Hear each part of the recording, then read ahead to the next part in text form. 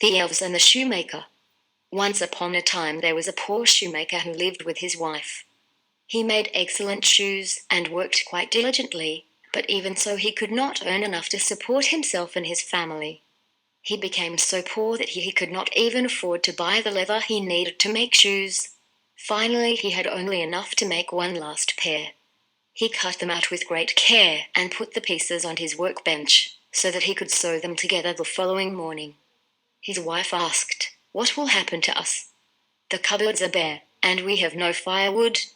Even our last candle has almost burned away." She was very worried. "Don't worry," said the shoemaker. "Things will work out for us.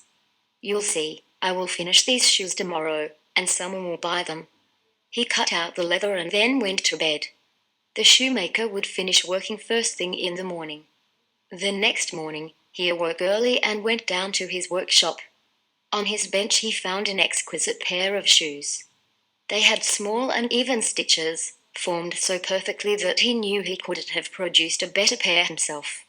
Upon close examination, the shoes proved to be from the very pieces of leather he had set out the night before. The shoemaker called for his wife to come and look at the wonderful shoes. She was just as amazed as he was. "Who could have made these shoes?" she asked. They immediately put the fine pair of shoes in the window and drew back the blinds. "Who in the world could have done this great service for me?" he asked himself. Even before he could make up an answer, a rich man strolled into his shop and bought the shoes, and for a fancy price. The shoemaker was ecstatic. He immediately went out and purchased plenty of food for his family and some more leather. That afternoon he cut out 2 pairs of shoes and, just as before, laid all the pieces on the bench so that he could sew them the next day. Then he went upstairs to enjoy the good meal with his family. "My goodness!" he cried the next morning when he found 2 pairs of beautifully finished shoes on his workbench. "Who could make such fine shoes, and so quickly?" He put them in his shop window, and before long some wealthy people came in and paid a great deal of money for them. The happy shoemaker went right out and bought even more leather. This continued for many nights, until the shoemaker's shelves were filled with beautiful shoes like no one had ever seen before. Soon his small shop was crowded with customers. He cut out many types of shoes: stiff boots lined with fur, delicate slippers for dancers, walking shoes for ladies, tiny shoes for children.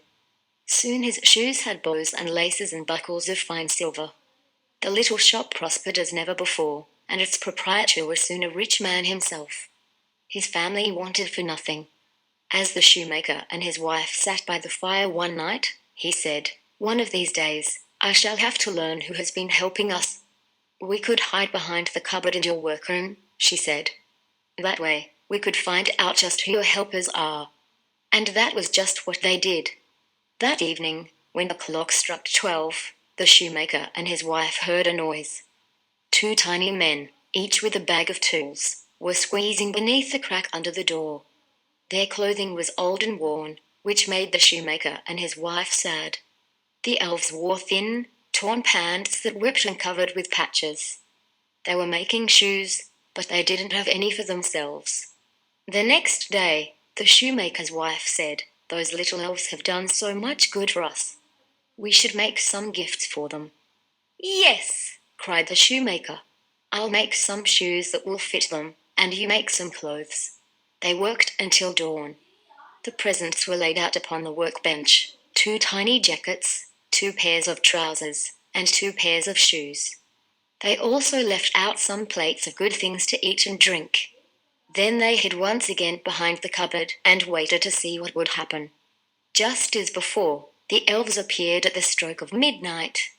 They jumped onto the bench to begin their work, but when they saw all the presents they began to laugh and shout with joy. They tried on all the clothes, then helped themselves to the food and drink. Then they jumped down and danced excitedly around the workroom and disappeared beneath the door. After that, the shoemaker cut out his leather as he always had, but the 2 elves never returned. "I believe they have heard us whispering," his wife said. "Elves are so very shy when it comes to people, you know." "I know I will miss their help," the shoemaker said, "but we will manage." The shop is always so busy now, but my stitches will never be as tight and small as theirs." The shoemaker did indeed continue to prosper, but he and his wife always remembered the good elves who had helped them during the hard times. Moral of the story. The moral of the elves and the shoemaker is to be thankful and grateful in life. This short story also teaches us to work hard to make things better and must be thankful for all the help we receive from others. The story also highlights the message of helping those in need. In the story, the little elves helped the shoemaker when they needed it the most. In return, the shoemaker and his wife were grateful for the elves' help and made clothes and tiny shoes as a token of thanks for them.